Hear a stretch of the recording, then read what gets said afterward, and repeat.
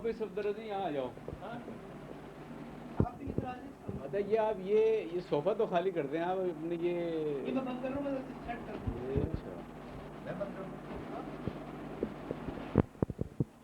تو حضرات خواتین نہیں ہیں اس لیے حضرات حالانکہ روایتاً تو خواتین و حضرات کہا جاتا ہے, اس لیے مجبوری ہے کہ صرف حضرات کو مخاطب کیا جا رہا ہے.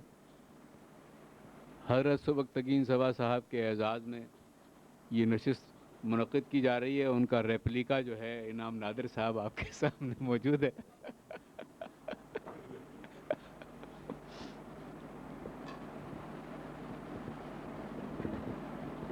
اب آپ بھی اپنے آپ کو کہیں فکس کر لیں کیونکہ آپ ہی مہمان خصوصی ہیں. اچھا تو جناب مہمان خصوصی ہیں آج کی تقریب کے جناب سبکتگین سبا. تو اب نقلی مہمان خصوصی سے گزارش ہے کہ وہ اپنی نشست پر تشریف لے آئیں اور اصلی مہمان خصوصی اپنی جگہ پر آ جائیں.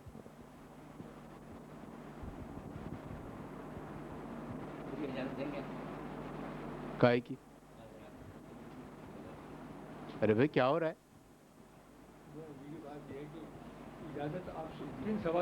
ان سے لے سکتے ہیں اجازت آپ؟ تو میں نے کیا کہا ہے بھائی؟ ریپلیکا کہا ہے آپ کو. ریپلیکا کا مطلب ہے بالکل ویسا ہی. ہاں ریپلیکا کا مطلب کوئی برا نہیں ہے, بس یہ لفظ ذرا انگریزی میں تھا اور کوئی بات نہیں تھی.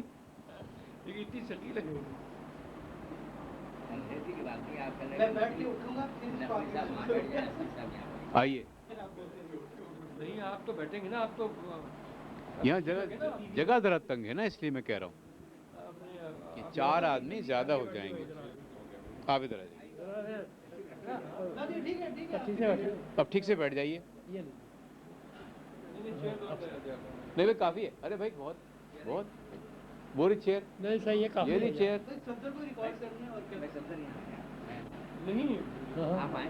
نہیں نہیں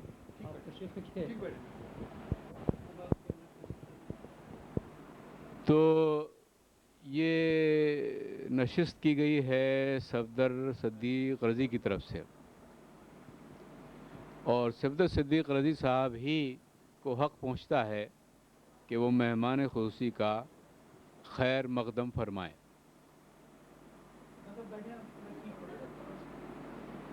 یہ تو ذرا بڑا مسئلہ ہوگا کہ آپ مہمان خصوصی بار بار زحمت کریں. ہاں صفدر رضی صاحب.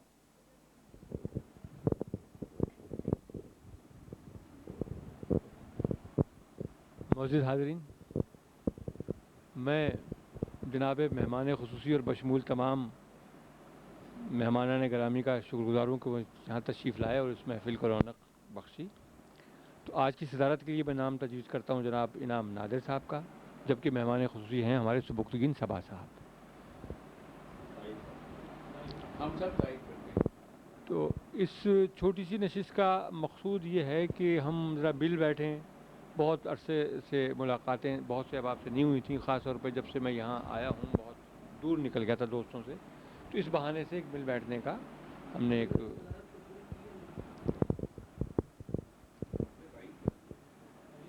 تائید ہو گئی. صدارت نہیں صاحب, میں ان سے درخواست کرتا ہوں اور سب کی قبولیت کا بھی گواہی دیتا ہوں کہ تو آپ نے کچھ لکھا ہے تو ہاں, تو میں سب سے پہلے جناب سرور جاوید صاحب کی خدمت میں گزارش کروں گا کہ وہ جناب سبکتگین سبا صاحب کے لیے اپنی نگارشات جو ہیں وہ پیش کریں. ہاں ٹھیک ہے, تو اس کا رخ بھی آپ کی طرف کر دیا جائے.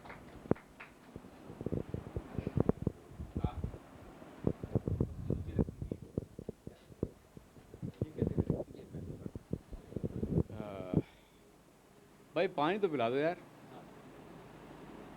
پانی پی پی کے سناؤں گا نا. چلو بھائی یہ کاغذ نکال, یہ کوئی 20-25 پیج ہیں, زیادہ نہیں ہیں.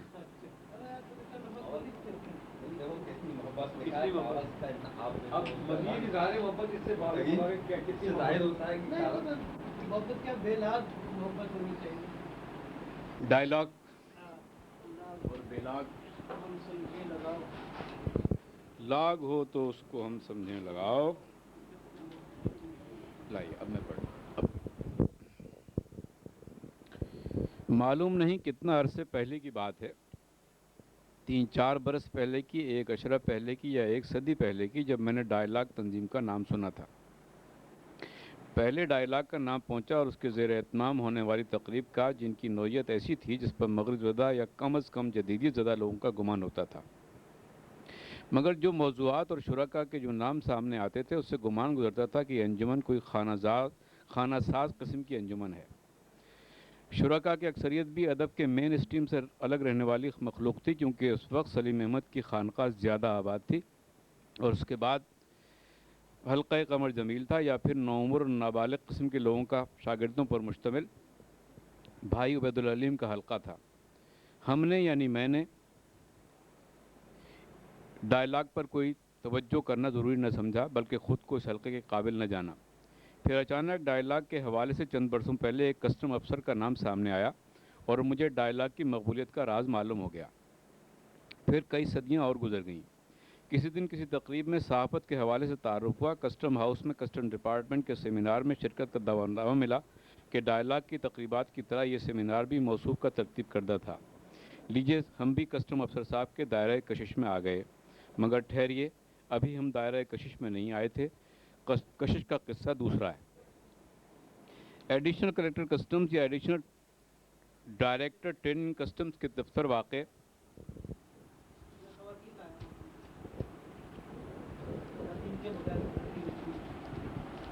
خواتین آئیے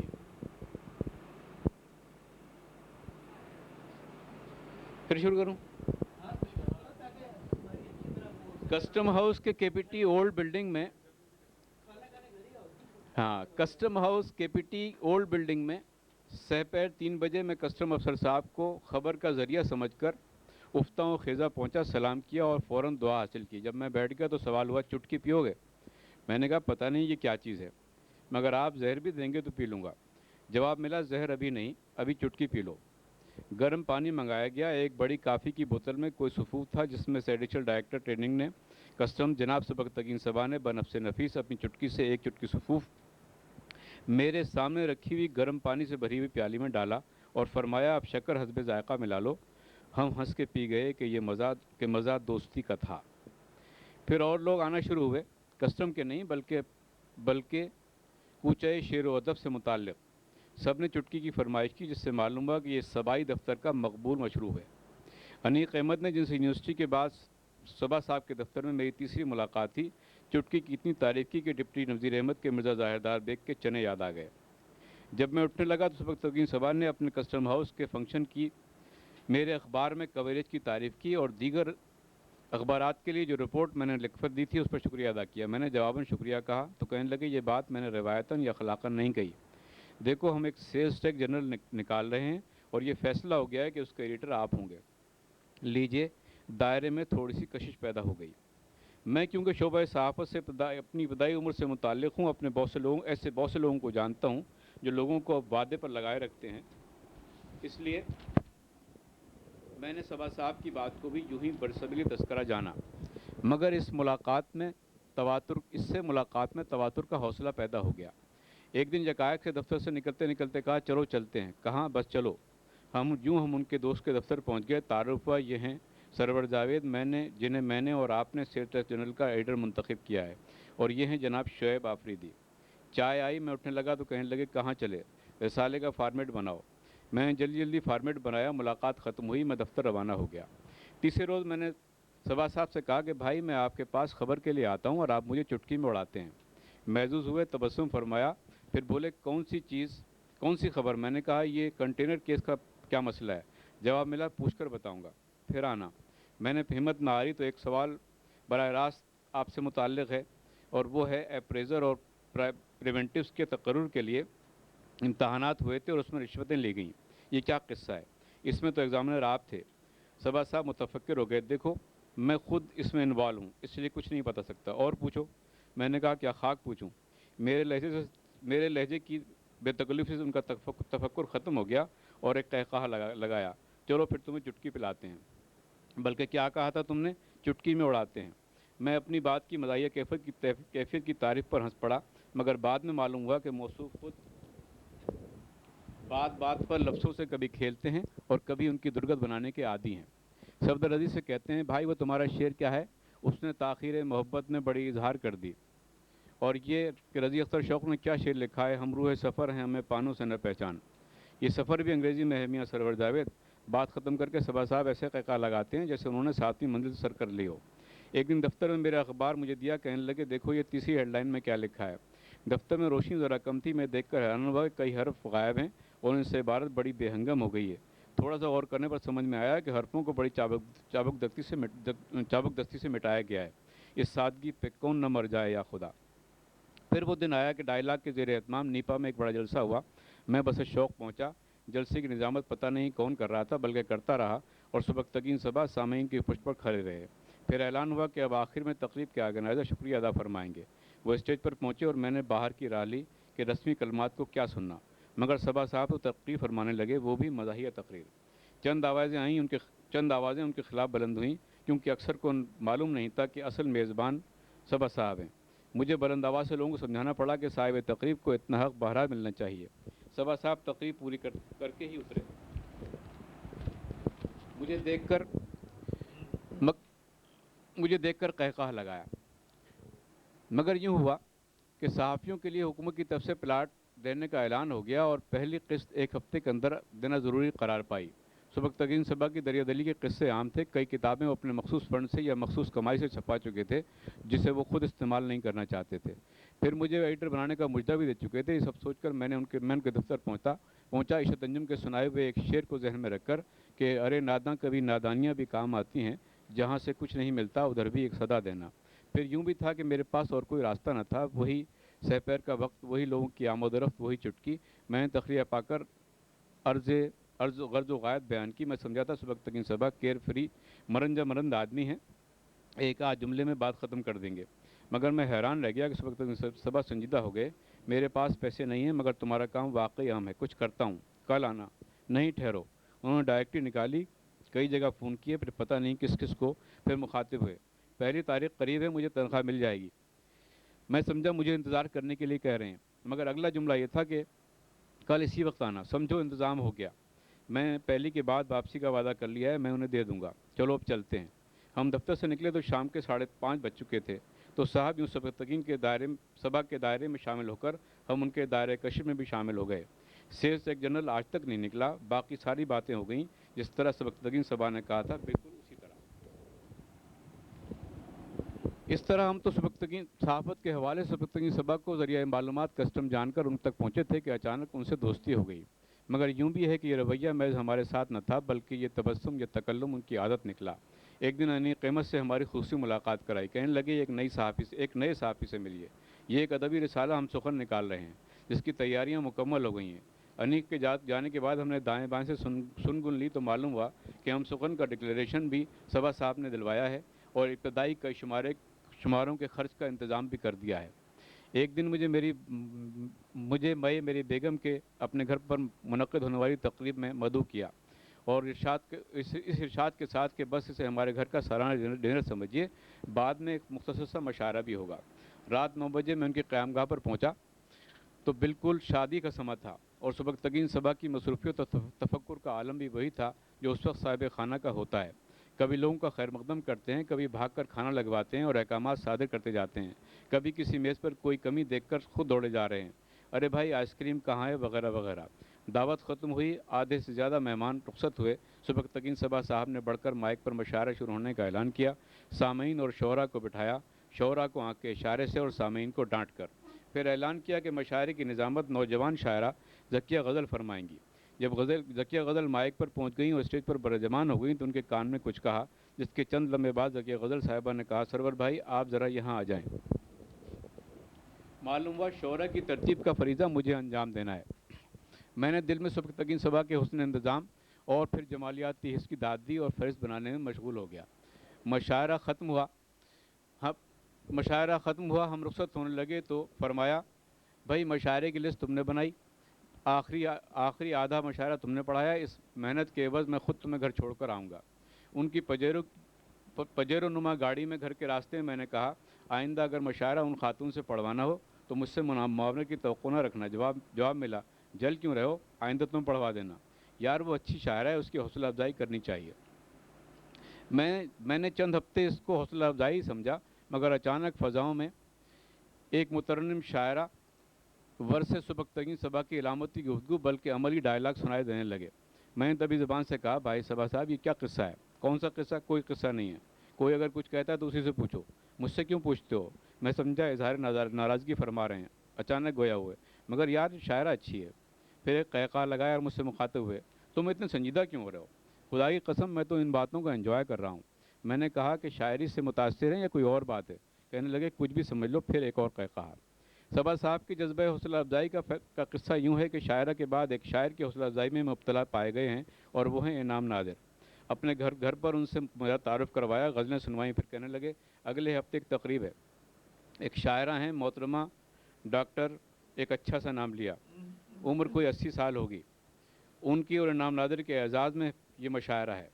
پھر انعام نادر سے مخاطب ہوئے، ہاں تو انعام صاحب، جب آپ نے ان کو فون کیا تو انہوں نے کیا کہا؟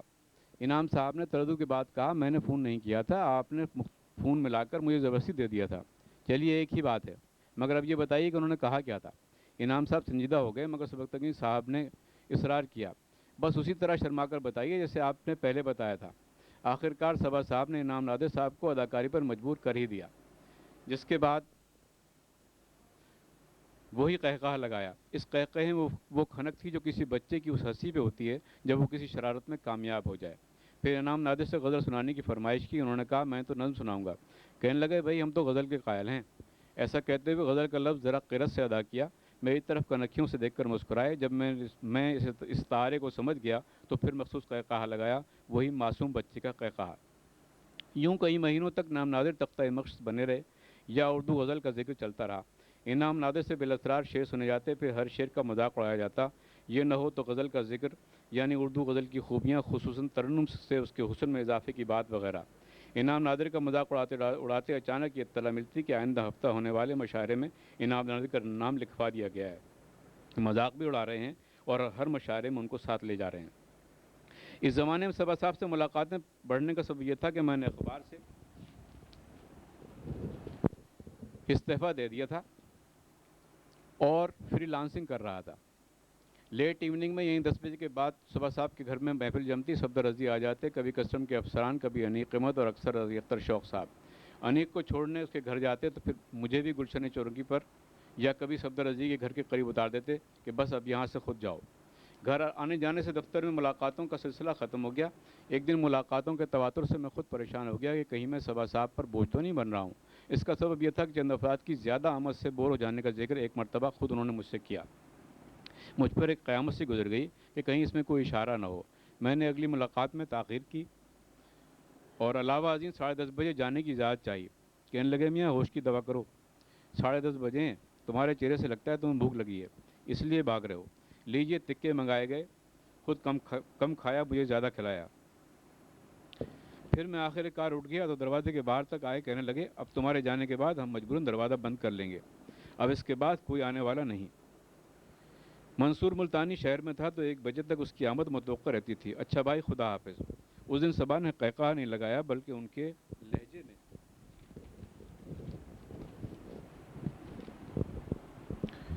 اداسی کی لہر، گہری لہر نظر آئی،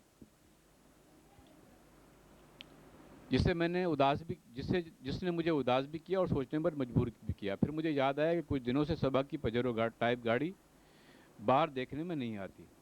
میں نے سوال کیا تھا، جس کا جواب ملا کہ گاڑی بیچ دی گئی ہے، تنگ کر رہی تھی، دوسری خریدوں گا۔ چند روز بعد دوسری گاڑی بھی بیچ دی گئی۔ کہیں کوئی گمبھیر بات تو نہیں، میں نے سوچا، مگر پھر خیال آیا صبا اور گمبھیر بات، صبا اور مسائل، نہیں ایسا نہیں ہو سکتا، اور میں نے اپنے ذہن سے سوالات کو جھٹک کر گھر کی طرف روانہ ہو گیا۔ یوں 1 سال سے زائد گزر گیا۔ کبھی دفتر کا ذکر آیا تو کہنے لگے میں چھٹی پر ہوں۔ تواضع میں کوئی کمی نہیں آئی، مگر قہقہوں میں کبھی کبھی کمی آ جاتی۔ کبھی میری کسی بات پر تھوڑا سا تردد کا شائبہ ہوتا، جھنجھلاہٹ کا سا انداز، مگر پھر شگفتگی لوٹ آتی۔ مگر یہ تاثر کئی گھنٹوں کی رفاقت رکھنے والا ہی محسوس کر سکتا تھا۔ ایک دن کہنے لگے، یار تم نے اسلام آباد کے اخبار میں بھی کام کیا ہے، کوئی وہاں جاننے والا ہے؟ میں نے کہا کئی سال ہو گئے، اب تو تلاش کرنا پڑے گا۔ پھر معلوم ہوا صبا صاحب بار بار اسلام آباد کے چکر لگا رہے ہیں، مگر کیوں یہ نہیں معلوم ہو سکا۔ ایک دن بہت اچھے موڈ میں گفتگو ہو رہی تھی، انعام نادر حسب معمول نشانہ بنے ہوئے تھے، اردو غزل پر پھر بحث چل نکلی۔ معلوم ہوا کہ ہم سے پہلے اردو غزل انہی صوفوں پر میں اپنے خاندان کے براجمان ہوا کرتی تھی۔ پھر کیا ہوا؟ مجھے کیا معلوم کیا ہوا؟ میں نے کہا لوگوں کے رویے کے میں کیا لوگوں کے رویے کا حساب کتاب رکھتا ہوں؟ صبا صاحب ذرا سے برف فروختہ ہو گئے، پھر بشاشت لوٹ آئی۔ غزل بہانہ کروں اور گنگناؤں اسے؟ انہوں نے زور سے پڑھا، پھر قہقہا لگایا۔ یار انعام نادر صاحب کوئی اچھی غزل سناؤ، اسلام آباد سے اس بار تھکا ہوا آیا ہوں، ٹریبیونل والے کیس ہی نہیں چلا رہے۔ جملہ ان کی زبان سے نکلا اور میں سب کچھ سمجھ گیا۔ صبا صاحب نے فوراً اگلی بات بدل دی۔ اس دن سے صبا کی عزت میرے دل میں اور بڑھ گئی۔ حضرت علی نے کہا ہے کہ جس نے اپنی پریشانی کسی اور سے بیان کی تو اس نے گویا اپنی توہین برداشت کی۔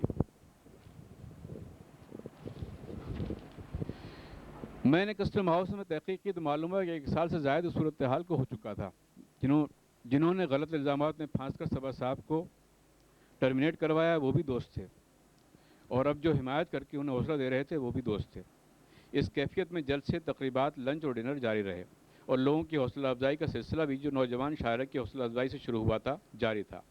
لو بھائی ہم پی ایچ ڈی کر رہے ہیں، ایک دن صبا صاحب نے ہمارا استقبال کرتے ہوئے اطلاع دی۔ رشید احمد صدیقی پر، یعنی ان کی مزاحیہ ادب پر، بس رجسٹریشن ہونے والا ہے۔ اسلم فروخی ہمارے ڈائریکٹر ہیں۔ یہ آپ کو بیٹھے بیٹھے کیا سوجی ہے؟ میں نے کہا کیوں، کیا ہم پی ایچ ڈی نہیں کر سکتے؟ سہر انصاری کر سکتے ہیں، خورشید خاور کر سکتے ہیں، جمیل جالبی کر سکتے ہیں، ان کے صاحبزادے کر سکتے ہیں، تو ہم کیوں نہیں کر سکتے؟ میں نے صدائے احتجاج بلند کرتے ہوئے ان کی بات کاٹی۔ بھائی یہ مطلب نہیں، مطلب یہ کہ آپ کیا کیا کام کریں گے، کچھ دوسروں کے لیے بھی چھوڑ دیں، پھر مزاحیہ ادب آپ کے بس کا کہاں؟ اچھا مونا بیٹے ذرا لانا میرے کالموں کی فائل۔ لو صاحب فائل آ گیا۔ تازہ ترین کالم جو نوائے وقت میں ہم نے نہیں پڑھا تھا، فائل سے پڑھنا پڑا۔ پھر یہ معمول بن گیا، کبھی منصور ملتانی مجھے پڑھ کر سناتے، کبھی میں ان کو۔ اس دوران صبا صاحب مسکراتے رہتے، جیسے کہہ رہے ہوں، بلکہ اکثر کہہ ڈالتے دیکھو کیسا لکھ دیا ہے میں نے۔ پی ایچ ڈی کا کام بھی بڑھتا رہا، لیکن کالم زبردستی پڑھنا اور اس کے سوائے ان چند کالموں کے جو واقعی اچھے تھے کیونکہ ان میں میرا ذکر تھا، سب کالم پڑھنا ہمارے لیے بہت مشکل کام تھا، جو آج تک جاری ہے۔ پی ایچ ڈی کے مقالے کی تیاری شروع ہوئی۔ دیکھو میں نے کتابیات اور تعارف کیسے لکھا ہے، لو دیکھو تعارف واقعی اچھا ہے، اور اتنی کتابوں، اتنے مصنفوں کے نام آپ کو کہاں سے ملے؟ ہم نے تجائل عارفانہ سے کام لے کر تعریف کرنا چاہیے، جسے اکبر صبا صاحب نے تعریف ہی سمجھا۔ کہنے لگے اس کی تعریف تو یونیورسٹی نے بھی کی ہے۔ ہم نے سر ہلایا۔ ہم سے مطلب ہے میں نے، صفدر رضی نے اور منصور ملتانی نے، اور ایک کالے نام نہاد صحافی نے، جسے صبا صاحب نے گزشتہ ہفتے بڑی تعریف کے ساتھ تعارف کروایا تھا۔ پھر صبا صاحب اس کالے شخص سے مخاطب ہو کر بولے، تو بھائی آپ جو ادبی تقریب میرے غریب خانے پر کر رہے ہیں، اس کے لیے ان سب کو مدعو کر لیں۔ جب وہ کالا شخص رخصت ہو گیا تو میں نے کہا یہ کیا حماقت ہے؟ اپنے گھر پر تقریب آپ خود کرتے ہیں، دوسروں کو اس کا کریڈٹ، اور وہ بھی ایسے غیر معقول شخص کو دینا مناسب نہیں۔ سرور جاوید تم پھر جل گئے، تم سمجھتے ہو تم ہی صحافی ہو؟ نہیں بھائی، اوروں کو بھی مانو۔ یہ شخص روزنامہ فلاں میں رپورٹر ہے۔ میں نے کہا یہ روزنامہ خود فراڈ ہے۔ لو اور سنو، بہرحال یہ تقریب ہوگی۔ میں چپ ہو گیا۔ یہ سلسلہ چلتا رہا، مگر اچانک ایک دن صبا صاحب ناراض ہو گئے۔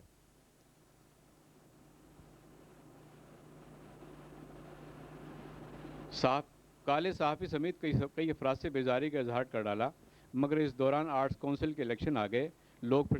یہی لوگ پھر صبا صاحب کے کیمپ میں نظر آئے۔ اب کچھ دنوں سے بہرحال امن ہے کہ انیق احمد ان سے دور ہے۔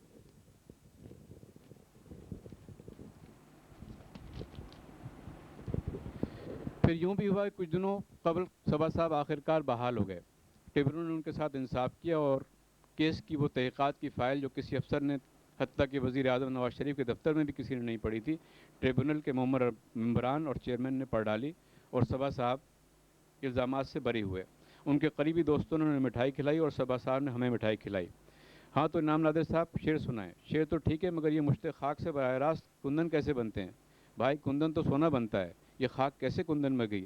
اچھا دوسرا شعر کیا ہے؟ بھائی رضی तुम्हारे नाम में صوتی तनासुर है और तुम लोगों के अशार में तनाफुर निकाल कर उनसे नफरत करते हो। इससे पहले कि सफदरजदी अपने नाम की ज़रूरत पर नाराज़ हों, मैंने मौजू बदलने के लिए कहा, सुल्ताना महरी किताबों की रनुमाई कब है? 30 मई को है। तुम्हें क्या कार्ड नहीं मिला? बल्कि तुम्हें तो मैंने बहुत सारे कार्ड दिए थे। हाँ, वो कार्ड मैंने फेंक दिए। और सवा साहब, ये आपको क्या ज़रूरत है इतनी खिदमत करने की? मैंने उनसे कहा। मैंने क्या खिदमत की? बस चंद इंटरव्यू के टेप डिकोड किए। कितने कैसेट? बस यही कोई 10-12 कैसेट। और ये जो आपने लिए फिरे, कहाँ कहाँ भाई? चंद लोगों पर तो ले गया था। बेचारी परदेसी हैं, वो बेचारी नहीं है। मैंने अपनी बात में ज़ोर पैदा करने की कोशिश की। बस सरवर जावेद, तुम जलते बहुत हो, छोड़ो, खाक डालो। बस अभी तकरीर आखिरी खिदमत है, फिर बेचारी अमेरिका जा रही हैं। छोड़ो यार। इनाम नादिर साहब, शेर सुनाओ, बल्कि गज़ल सुनाओ। गज़ल भाई, गज़ल, अच्छी प्यारी सी गज़ल सुनाओ। इस सादगी पे कौन न मर जाए या सबा।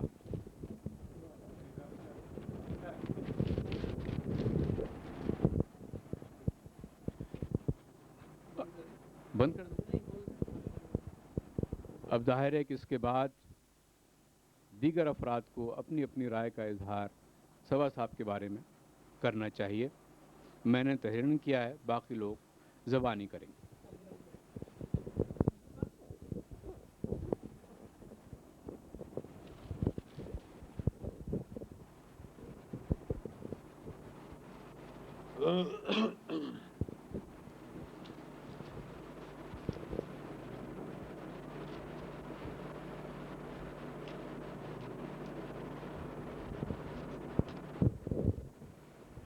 सबा साहब से मेरी मुलाकातें इतनी तफसील के साथ तो कभी नहीं रहीं।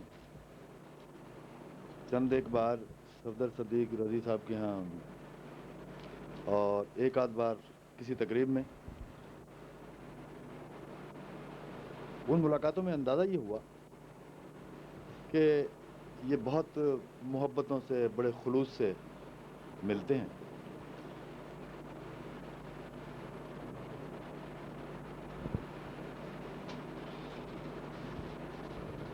एक मुशायरे में, मुझे याद नहीं पड़ रहा कि वो कौन सी जगह था जहाँ से मेरी पहली मुलाकात हुई, जहाँ इन्होंने सबा साहब ने पहली बार मुझे बहैसियत शायर के देखा। मुशायरा ख़त्म होने के बाद उन्होंने कहा कि यार, मैंने आपको पहली बार सुना है, आप कहाँ होते हैं, अपना पता दें मुझे, मैं तो आपके साथ कोई शाम रखना चाहता हूँ। मैंने टालम टोल की और मैंने कहा कि मेरा पता भाई सफदर सदीक रज़ी जो हैं उनसे आप कर लीजिएगा। वो उस बात को मैंने टालने के लिए वो उनको इस तरह, मगर उनके खुलूस का और उनकी मोहब्बत का अंदाज़ा मुझे इस बात से हुआ कि वो जहाँ जिस तरह का टैलेंट जहाँ देखते हैं, वो उसी मोहब्बत से उस बंदे से मिलते हैं और खुलूस का इजहार करते हैं। जनाब,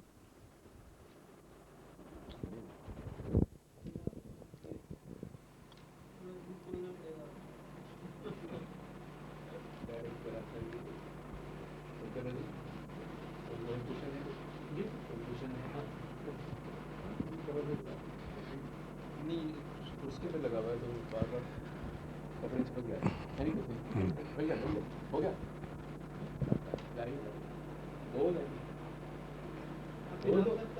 बस हमको दीजिएगा हम समझते थे ना सर, वो धीरे नहीं दे जी सर। मुझे ये तो याद नहीं कि सुबक्तगीन सबा से मेरी मुलाकात कब हुई, लेकिन ये यकीनन है कि उस मुलाकात को बहुत ज़्यादा अरसा नहीं गुजरा, साल भी नहीं हुआ। मैं खुद मिलने जुलने के मामले में बहुत मोहतात शख्स हूँ। बहुत मुश्किल से किसी से मरासिम बढ़ाता हूँ और हर कदम फूक फूक कर रखता हूँ। हर कदम फूक फूक कर रखिए, अपने साये से भी डरा कीजिए। मुझे अपना ये शेर याद आता रहता। सुबक्तगीन उसी वालियाना अंदाज से मिलते थे, मोहब्बत से। मैं सोचता था इस शख्स को मुझसे क्या गरज है, मैं कुछ भी नहीं दे सकता, लेकिन इसकी मोहब्बत में, इसके मिलने में जब भी मुलाकात हुई कोई कमी नहीं आती। बहुत मैं सोचता था। कॉलम इनके पढ़ना शुरू किए और उन कॉलमों में बहुत सी चीज़ ऐसी थी जो मुझे अच्छी लगी। बाज़ जुमले, बाज़ तरकीब, बैनुल-सुतूर, बहुत सी बातें ऐसी थीं कि जो लुत्फ़ देती थीं और मफ़हूम के वसी दरीचे जो थे, दरवाज़े जो थे वो खुल जाते थे। और अभी तक वो तासुर जो है वो रोज़ बरोज़ गहरा होता जा रहा है सुबकतगीन सबा की मोहब्बत का, इनकी बेलोसी का, खुलूस का। लेकिन बहुत सी चीज़ें मेरी समझ में नहीं आती। जब मैं देखता हूँ सफदर सदीक रज़ी सुबकतगीन के साथ, सरवर जावेद जिसकी मुझे जो बात पसंद है वो इंतहाई खुर्रापन, वो सफदर सदीक रज़ी में भी मिलता है, वो मुझे अच्छा लगता है। इनाम नादिर के साथ जो उनके रवाबित मरासिम है वो मौमा आज तक हल नहीं हो पाया, शायद कभी ना हो सके। इसी तरीके से जो अफराद इनके गिर्द रहते हैं उनमें एक चीज़ कम से कम मैं महसूस करता हूँ कि वो खरे लोग हैं, खुलूस हैं, बनावट रियाकारी से पाक हैं, तसन्नो मलम्मा उनके ऊपर बिल्कुल नहीं है। वो जिससे मिलते हैं खुलूस से मिलते हैं, जो बात कहते हैं वो खुलूस से कहते हैं, हाँ वो बुरी लगे या अच्छी लगे। और मैं समझता हूँ आज के इस दौर में ये बहुत बड़ी बात है कि जब ये यकीन हो कि पुश्त पे खंजर भोंकने वाला कोई नहीं है। इनके साथी, इनके लोग, इनके दोस्त, ये सब इसी किस्म के हैं। मैं अपने आप को बहुत नीचे, बहुत पीछे खड़ा हुआ महसूस करता हूँ। मुझे ऐसा महसूस होता है कि मेरे दोनों हाथ इन लोगों की तरफ बढ़े हुए हैं, मेरा दिल इनकी तरफ बढ़ने के लिए चाहता है, लेकिन मैं अपनी कमाईगी को महसूस करते हुए फिर अपना कदम जो है वो पीछे हटा लेता हूँ। लेकिन मुझे यकीन है कि सुबकतगीन सबा और इनके अहबाब ऐसा करने नहीं देंगे। ये रिश्ता जो यकतरफा मुझे महसूस होता है, ये सुबकतगीन सबा की मोहब्बत की वजह से मजबूत है और दिन ब दिन मजबूत होता चला जा रहा है। मैं इसको अपने एक शेर पर ख़त्म करूँगा। लौट जाने का तसव्वुर भी गरां है खुसरो, लौट जाने का तसव्वुर भी गरां है खुसरो, बातों बातों में बहुत दूर चले आए हैं। शुक्रिया।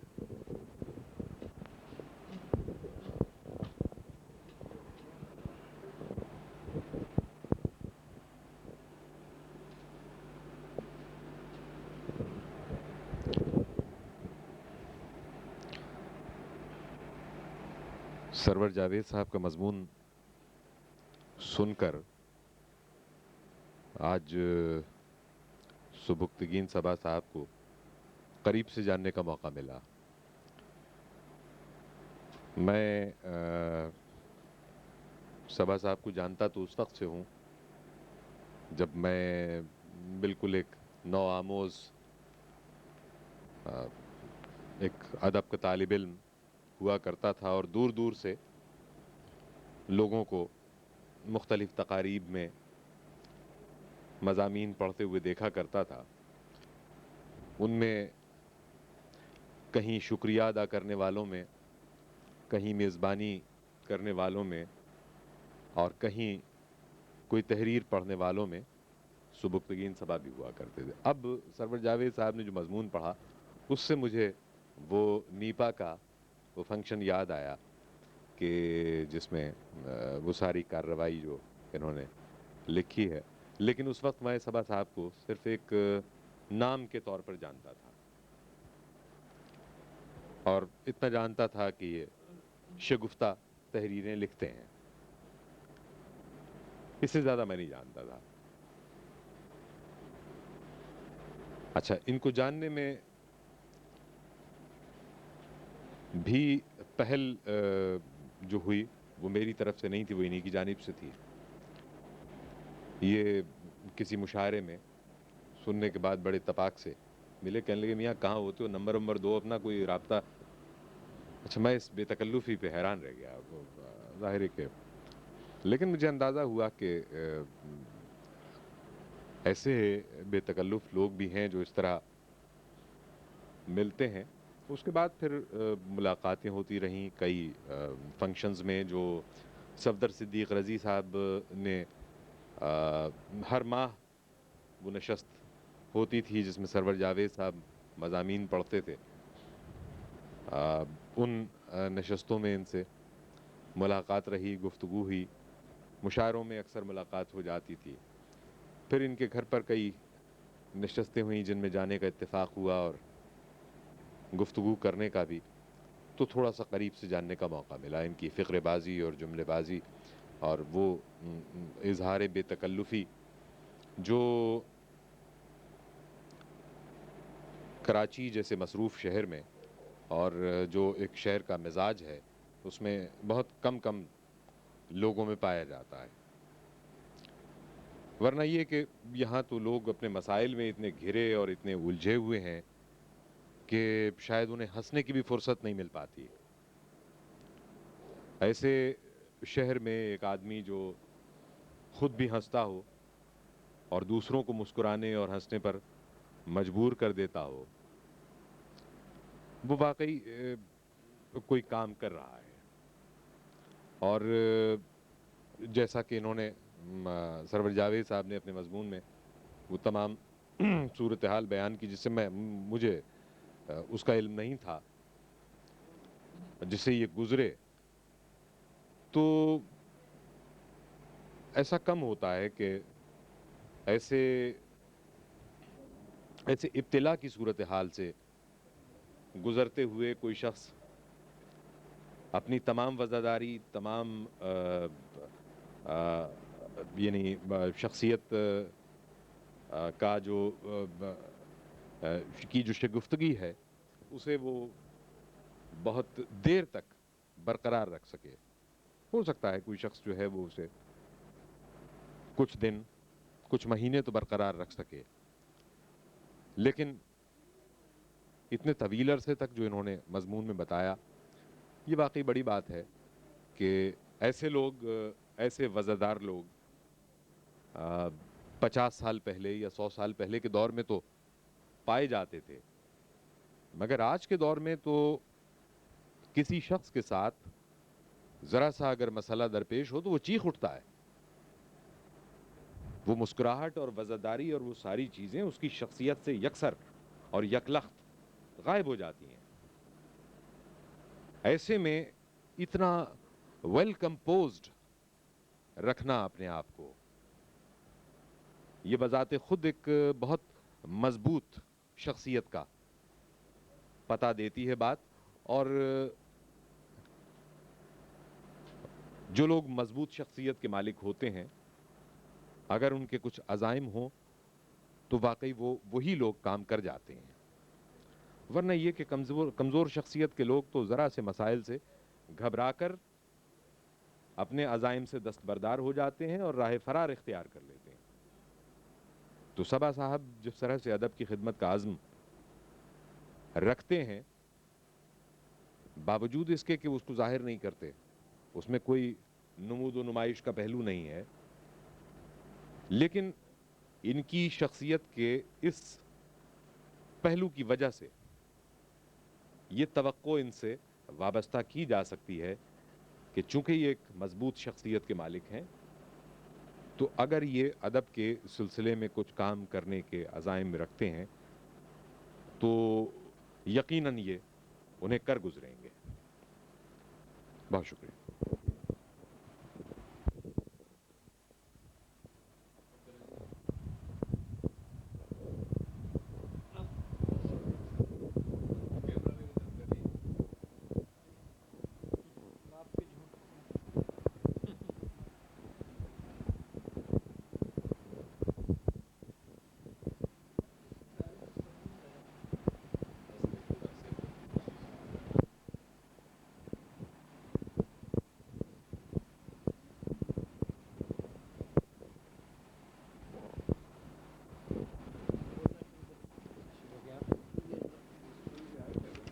नहीं वो सेट कर दिया।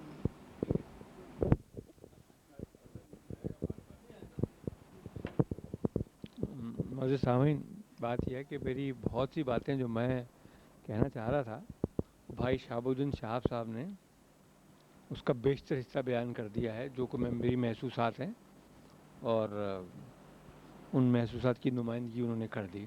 बहरहाल मेरी पहली मुलाकात जनाब सबा साहब से होटल इंटरकॉन्टिनेंटल के एक आलमी मुशायरे में हुई।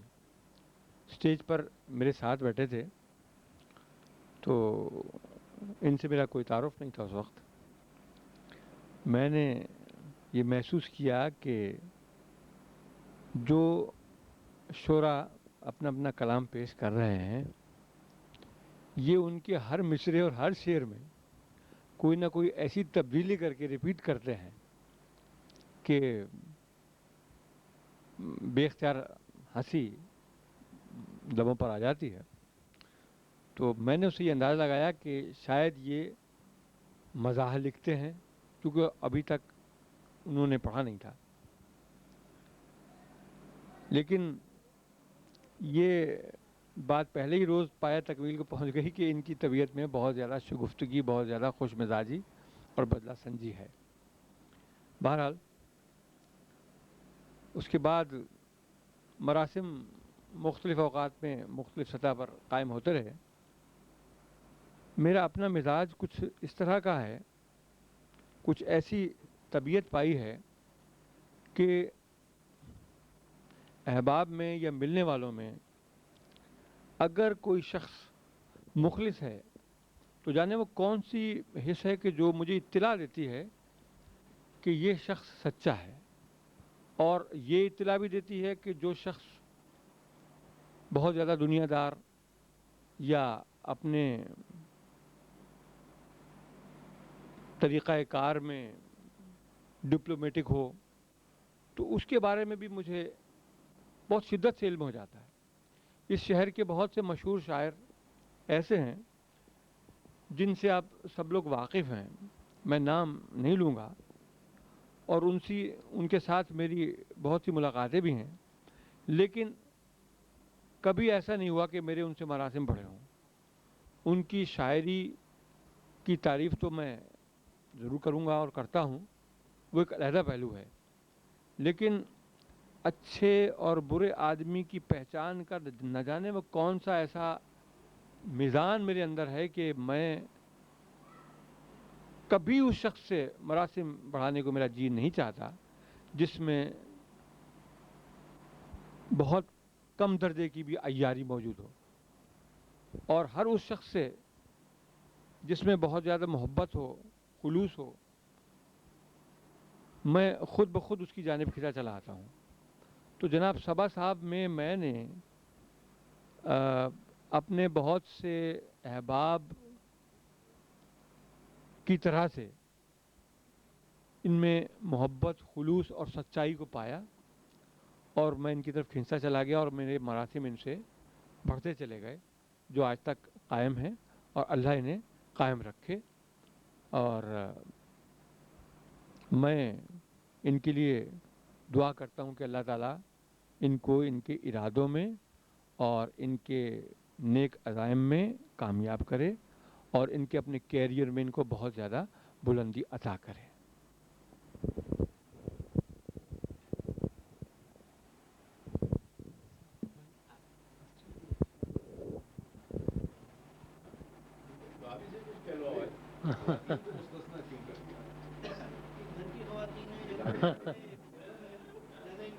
ये तो सबसे सही है। एक गवाही हो जाती है ना, आधी आधी मिला के, आधी आधी मिला के एक गवाही तो हो जाती। मेरी शख्सियत पर हमसे बेहतर तो कोई गुफ्तगू कर ही नहीं पाया। अच्छा, ये कितने साल के थे उसमें? सबा साहब से जितनी भी मुलाकातें हुई हैं वो यही हुई हैं इनके यहाँ, और इनकी निगाहशात तो नज़र से गुज़रती रहती हैं, ऐसी बात नहीं, बहुत पढ़ा है मैंने इन्हें। और इनका सबसे जो अच्छी बात है, जो मुझे बहुत पसंद आई, कि तमाम तर मसरूफियत के बावजूद भी वो अदबी तौर पर बहुत फ़ाल हैं, उनका डायलॉग के ज़रिए, और ان کے ادارے کے ذریعے کافی کتابیں چھپی ہیں. یہ ایک بہت بڑا کام ہے نا. اور انہوں نے ہر طرح سے مطلب کہ کوشش کی ہے کہ لوگوں کی کتابیں چھپے, آگے بڑھے, لوگ آگے آئیں. یہ بڑی اچھی بات ہے نا. جہاں تک ان کی نگارشات کا تعلق ہے, بہرحال ان میں زندگی کی لہر ہے نا, جو خود ان میں موجود ہے, ان کی ذات میں ہے. وہی سب کچھ ان کی نگارشات میں, ان مطلب ہے کہ کسی قسم کا دوہراپن نہیں ہے, ایک ہی طرح کی بات ہے. یہ اچھی بات ہے, یہ کسی کے کریکٹر کا روشن پہلو ہوتا ہے. اور بہت سی باتیں ابھی جو بتائی آپ نے مضمون میں, تو اس سے بہت سی باتیں میرے سامنے آئی. بڑی خوشی ہوئی مجھے کہ میں ایک بہت اچھی شخصیت سے ملتا رہا ہوں, اور ان شاء اللہ تعالیٰ آئندہ بھی ملتا رہوں گا ہے نا. اور صحیح معنوں میں اس زمانے میں, افراتفری کے زمانے میں, یہ سب کچھ کرنا بہت مشکل کام ہے, کیونکہ وہ سرکاری افسر بھی ہیں, اور سرکاری افسر ویسے ہی یہ ہوتے ہیں, کہتے ہیں کہ لوگ ملتے نہیں لوگوں سے, یہ وہ بہت زیادہ ہے نا. لیکن ان میں وہ چیز نہیں ہے. وہ تو ہے ذریعہ کے ذریعے معاشرہ, لیکن ان کے صحیح معنوں میں ایک شاعر ہے نا, ایک ادیب ہے, ایک اچھا انسان ہے نا. اور یہ بہت اچھی بات ہے نا. اور میں ظاہر ہے میرے ان سے مراسم بہت زیادہ تو نہیں ہے, لیکن بہرحال غائبانہ طور پر میں ان سے بہت قریب ہوں ہے نا. اور ان شاء اللہ تعالیٰ آئندہ بھی قریب ہی رہوں گا ہے نا. اور مجھے بڑی خوشی ہوتی ہے جب بھی ان کی نگارشات پڑھتا ہوں, ان کے کالم, ان کے غزلیں اور دوسری چیزیں. مشاعروں میں بہت کم جاتا ہوں, شروع میں جاتا تھا, اب چھوڑ دیا. یہاں زیادہ ملاقاتیں ہوتی ہیں. یہ بڑا اچھا موقع ہے, ایک اچھا پلیٹ فارم ہے. ان شاء اللہ تعالیٰ آئندہ بھی یہ سلسلہ جاری رہے گا. میں بہت شکر گزار ہوں کہ آج آپ نے موقع دیا کچھ کہنے کا, اور ان کے متعلق جو میرے تاثرات تھے وہ میں نے پہنچا دیا آپ کو. بہت بہت شکریہ.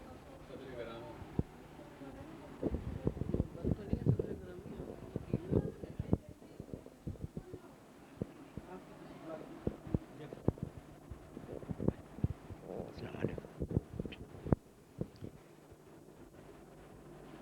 میری ملاقات محترم سبکتگین صبا صاحب سے ایک ڈرامائی انداز میں, وہ یہ تھا کہ میرے فلیٹ میں ایک صاحب رہتے ہیں. انہوں نے کہا کہ وہ مجھے چچا کہتے ہیں. انہوں نے کہا چچا آپ شعر کہتے ہیں اور آپ کے پڑوس میں یہاں پر مشاعرہ ہوتا ہے, آپ یہاں نہیں جاتے؟ میں نے کہا بھائی مجھے تو معلوم نہیں کہ کہاں مشاعرہ ہوتا ہے. تو انہوں نے سبکتگین صبا صاحب کے مکان کی طرف اشارہ کیا اور کہا کہ یہاں آپ کے جمعرات کو مشاعرہ تھا, آپ نہیں گئے؟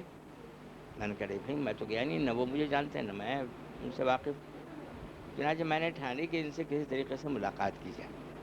ایک صبح میں خدمت میں حاضر ہوا, سلام کیا, آپ نے دروازہ کھولا اور مجھے اجازت دی اندر آنے کی. صوفے پہ بٹھا کر کے میں نے عرض کیا کہ معلوم ہے آپ کے یہاں مشاعرہ ہوتا ہے, ادبی محفلیں ہوتی ہیں, تو میں آپ سے یہ عرض کروں کہ میں ایک انجمن کے قیام کے سلسلے میں بہت زیادہ پریشان ہوں, اور ادبستان کے نام سے میں ایک انجمن قائم کرنا چاہتا ہوں. تھوڑی دیر کے بعد آپ نے فرمایا کہ بھائی دیکھو میں خود ایک انجمن کا کنوینئر ہوں, اور وہ ڈائلاگ ہے اس کا نام. میں صرف ان لوگوں کی کتابیں ان میں چھاپتا ہوں جو مستحق ہیں, اور جن کے مالی حیثیت جو ہے اتنی نہیں ہے کہ وہ اپنے اخراجات پہ کتابیں چھپا سکیں, ان لوگوں کی کتابیں میں چھاپ دیتا ہوں. اب چونکہ میں اس وقت بھی جب میں حاضر ہوا خدمت میں تو میرے کپڑے اتنے صاف نہیں تھے, ویسے ہی گھر میں سے میں چلا گیا تھا میلے کپڑے پہن کر. تو میں نے کہا کہ بھائی میری کتاب بھی ایک تقریباً مکمل ہے, اور اس کے چھپائی کے کہنے لگے آپ مجھے اپنی کتاب دیجیے گا, میں چھپا دوں گا. اچھا یہ میری کوتاہی رہی کہ میں ان سے کہہ تو دیا, انہوں نے بھی مجھ سے وعدہ کر لیا تھا کہ میں تمہاری کتاب چھپوا دوں گا, یہ کروں گا, لیکن بار بار یہ کہتے رہے کہ بھائی دیکھو اب کے ہے نا جو ہے یہاں کے بعد پھر اب مردوں کا سلسلہ شروع ہو جائے گا کہ وہ لوگ جو مر گئے ہیں ان کی کتابیں میں چھاپوں گا, اب زندوں کا سلسلہ ختم ہے. چنانچہ میری کوتاہیوں کی وجہ سے میری کتاب جو ہے وہ چھپ نہیں سکی. کافی دنوں کے بعد اس کا مسودہ گیا, کیا کہتے ہیں اس کو, جناب ہمارے क्या नाम है उनका जिन्होंने मेरे किताब को मुझसे साबित अब्दुल गफूर सोमरो। नहीं भाई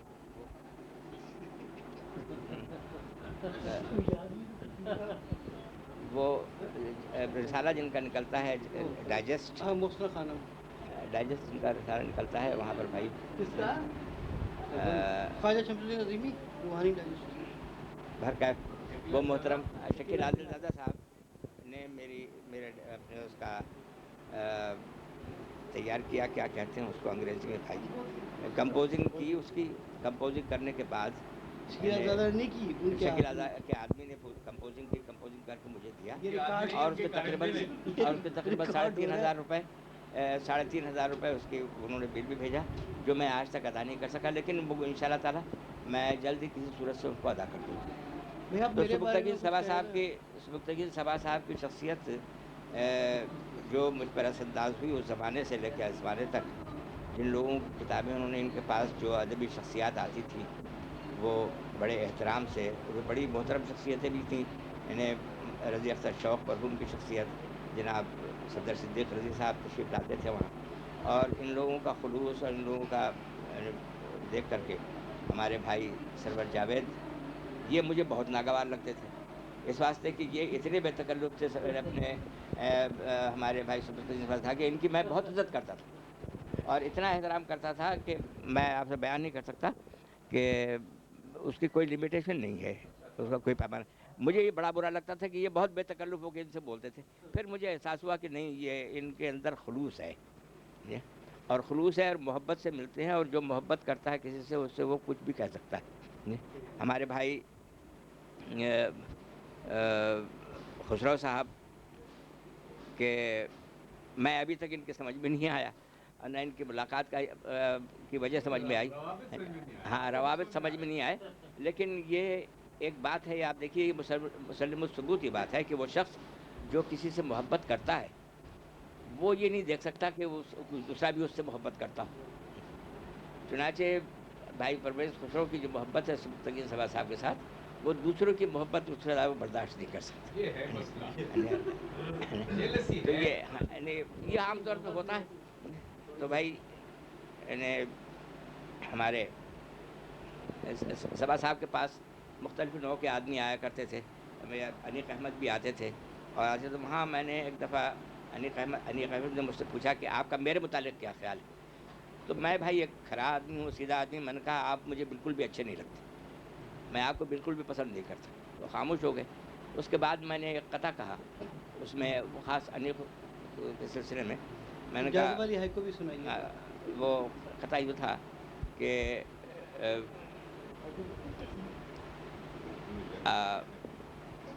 आदमी जल्ब मनफ़ियत के लिए खेल किस किस तरह के खेलता है, और मेज़बां ओढ़ कर रवादारी खुद पे क्या क्या अजाब झेलता है। तो ये एक कथा था जो मैंने अनीक अहमद की शान में अर्ज़ किया था। और सुब्रत सबा साहब की जो शख्सियत है, जो हैसियत है मेरे अंदर जो सुब्रत सबा बसता है, वो ऐसा है कि वो किसी वक्त और किसी तरह में निकल ही नहीं सकता। मुझे मैं क्यों चाहता हूँ, कितना चाहता हूँ, इसका मेरे पास कोई असेसमेंट नहीं है, और ना मैंने अभी तक इसको असेस किया अब तक कि भाई कितनी चाहत है मेरे दिल में इनकी, या वह सिर्फ रियाकारी है या चाहत है, इसका मैं अभी अंदाज़ा नहीं लगा सकता। सदर की हैसियत में इस तकरीब के बारे में भी अपने इज़हार फरमाइए कि तकरीब कैसी है और मज़मून जो पढ़ा गया मैं बिलखुसूस इस तकरीब के सिलसिले में जनाब सफदर सिद्दीक़ रज़ी को मुबारकबाद पेश करता हूँ कि उन्होंने इतनी खूबसूरत, इतनी मुख्तसर और इतनी खूबसूरत तकरीब का एहतमाम फरमाया, और बिलखुसूस जनाब सरवर जावेद के पुरमग़ज़ मक़ाले का जो उन्होंने लिखा और जिस अंदाज़ में उन्होंने लिखा, बहरकैफ़ उन्होंने सहाफ़ी होने का हक़ अदा कर दिया। जिस तरीक़े से सहाफ़ी को लिखना चाहिए, किसको जिस ज़ाविये से सच्चा तो खैर मैं नहीं कह सकता ये इस वास्ते के बहुत कुछ इस वास्ते कि ये बहुत कुछ झूठ बोलते हुए भी पकड़े गए। हाँ हाँ। तो बहरकैफ जो कुछ इन्होंने अपनी तहरीर में फरमाया है तहरीर के ज़रिए, वो वाकई यानी एक सहाफ़ी की तहरीर हो सकती है, और एक सच्चे सहाफ़ी की तहरीर हमारे मोहतरम दोस्त शहाबुद्दीन शहाब साहब ने जो कुछ फरमाया वो भी अपनी मिसाल आप है। वो अक्कास है इनकी अपने जज्बात का और इनकी मोहब्बत का, कि कितनी मोहब्बत ये सुबुक्तगीन सभा से करते हैं और क्या मुकाम है सुबुक्तगीन सभा का। ये तो सुबुक्तगीन सभा का मुकाम हर दिल में है, इस वास्ते कि ये शख्स मरंज है, न इसने कभी किसी के मसाइल में अपने आप को उलझाया, न किसी को अपने मसाइल में उलझने की इजाज़त दी।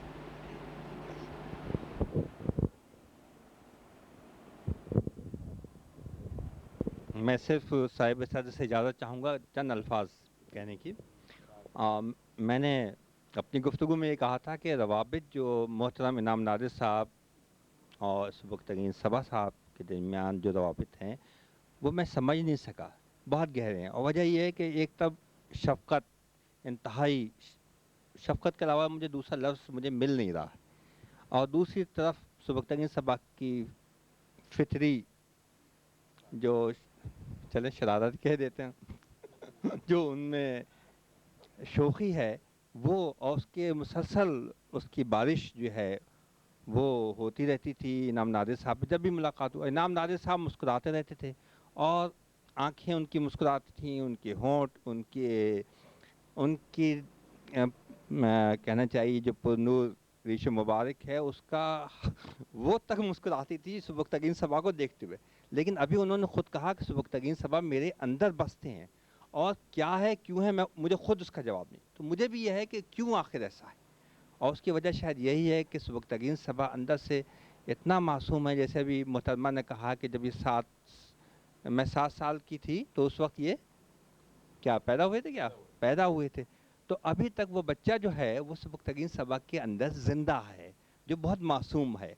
अब वही मासूमियत सुबुक्तगीन सभा की जो है, और हाँ ज़ाहिर बात जो मासूम होता है वो शरारत ही होता है, लेकिन उस शरारत में जो है वो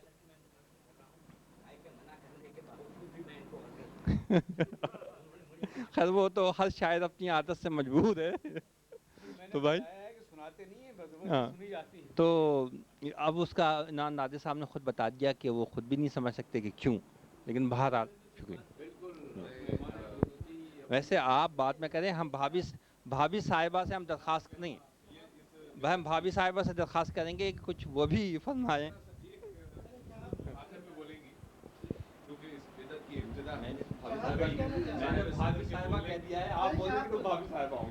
साहिब सदर के बोलने के बाद मुझे अपने अहमद इम्तियाज़ साहब की तरफ अभी मैं देख रहा था, मुझे एक वाक़या याद आ गया उस शरारत के हवाले से कि बाज़ लोगों में ये जो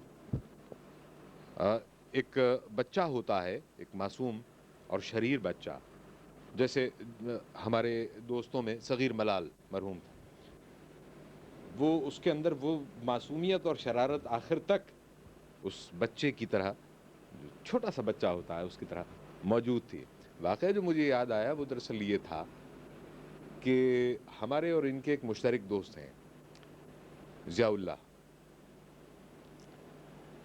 अच्छा, वो वैसे बहुत पढ़े लिखे आदमी हैं और बहुत संजीदा भी हैं, लेकिन साथ साथ उनके मिजाज में एक शरारत है। बल्कि मेरा ख़्याल ये है कि अहमद इम्तियाज़ साहब वो वाक़या सुनाएं तो बहुत उम्दा होगा। यानी घर में वो बैठे हुए थे, नौकरानी उनके यहाँ काम करने आती थी, बैठे बैठे उन्हें एकदम ख्याल आया, एक दिन उसका शौहर आ गया। शौहर आया तो बुला लिया उन्होंने, कहने गल सुन इत्थे आ, तुम पंजाबी? कहने लगे कि आहो जी। कहने लगे यार तू किहड़े किस्म दा पंजाबी है, तू फैटी शैटी लाना है अपनी औरत नूं? कहने लगे नहीं। अच्छा, आपस में बड़ी